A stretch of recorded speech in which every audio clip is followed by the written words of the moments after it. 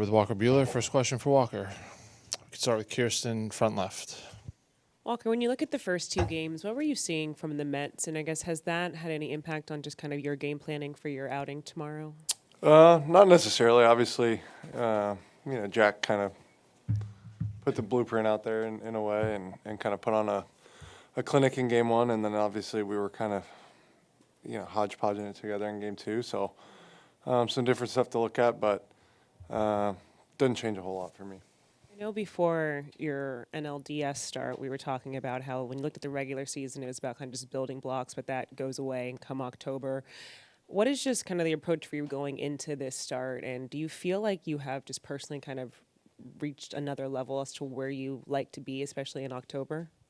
Yeah, I mean, hard to say yes to that question, coming off 6 earned runs, but I feel good. I feel confident. So, I think that's probably was one of my biggest strengths for a long time was my confidence, I guess. And, at times this year that's kind of wavered somewhat. And, the past 6 or 8, I've kind of felt like I've been building blocks of some kind and, hoping to keep that going. A few more for Walker. Go to Dylan, second row.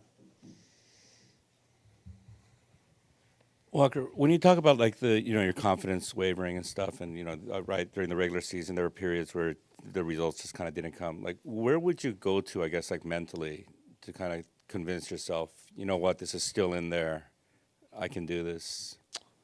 Yeah, I mean, there's not a whole lot of easy ways to kind of sum that up or answer that question, I guess. I think the biggest thing is just, at some point the health was kind of part of it, and my hip didn't help. And I think for me, kind of honestly going away for a few weeks and coming back, I think things have started trending a little bit different then. And then I threw a bullpen in St. Louis that kind of started getting everything really rolling. And, not that I've been setting the world on fire since then, but at least my body feels like it's in the right position a lot of the time and kind of have an idea of where the ball's headed. So, kind of credit Mark and Connor and Jack was a part of that bullpen as well. So, that was a big day for me and kind of, if I had to pick one thing, that day was probably it. Here to Tim in the front on the right. Luis Severino, who will pitch tomorrow as well, similar to you, was excellent when he first came up, had Tommy John, dealt with some other injuries, had a rough year last year before free agency, and this year seems to have really rebounded. I'm wondering if you have looked at his arc or career or no? We carry fourth row all the way on the left. Walker, how much of a charge do you get pitching National League Championship Series, New York City?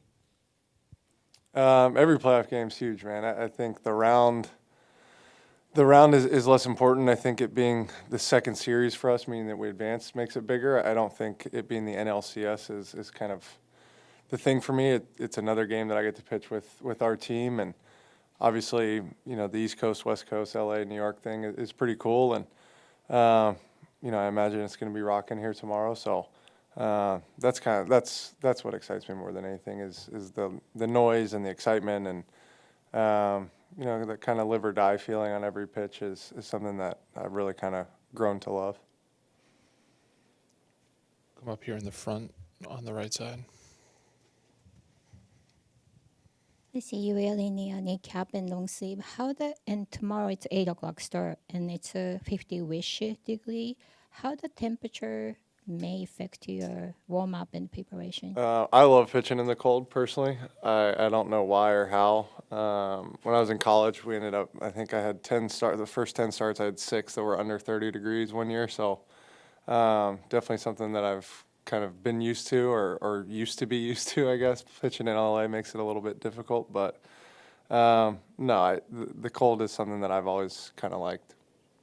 Go to Jack on the fourth row on the left. A lot of guys talked about the 3 innings you had after the second inning last week and how important that was just in the overall kind of arc of the series. To you, like, especially to the confidence point, like how much did those 3 innings mean and just kind of how you felt in the last week since then, leading up to this one? Yeah, I mean, if you look at my year, I've had a lot of struggles just having kind of clean innings, and obviously that second inning was a little squirrely, but I had 4 pretty clean ones outside of that. So, yeah, it definitely helps mentally. But at the end of the day, I got to go pitch good tomorrow, no matter what 3 innings I limped at the end of the game the other day. Go to Sierra all the way on the left in the back. You talked about how you thrive in these rowdy type of atmospheres. Is that something that you've grown to love, or have you always been like that? I don't know if thrive is the right word. Obviously, I've given up some big homers over the years, but I certainly enjoy it, and I know our team likes playing in environments like that, and it just makes the game a little bit different and a little bit more fun. So I'm looking forward to it. Dave said that he really trusts you on the road as well. How much do you like that he has that confidence in you?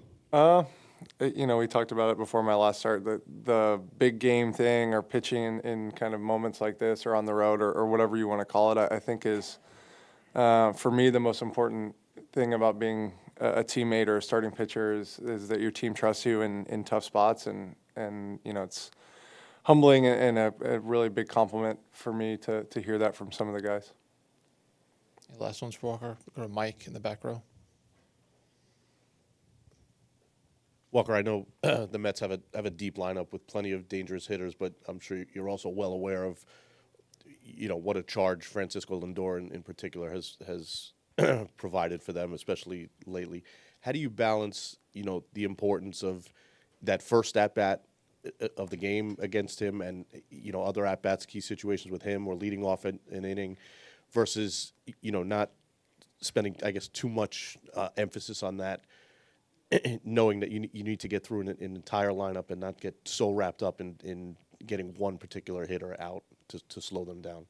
Yeah, I mean, I wouldn't say I'm too wrapped up in anybody particularly. Obviously, the first out of the game's a big out, and every out after that is kind of equally as important. So we saw we've seen the momentum in the playoffs, and scoring first is obviously a huge thing, and we'll do our best to make sure we score first. All right, thanks, Walker. Appreciate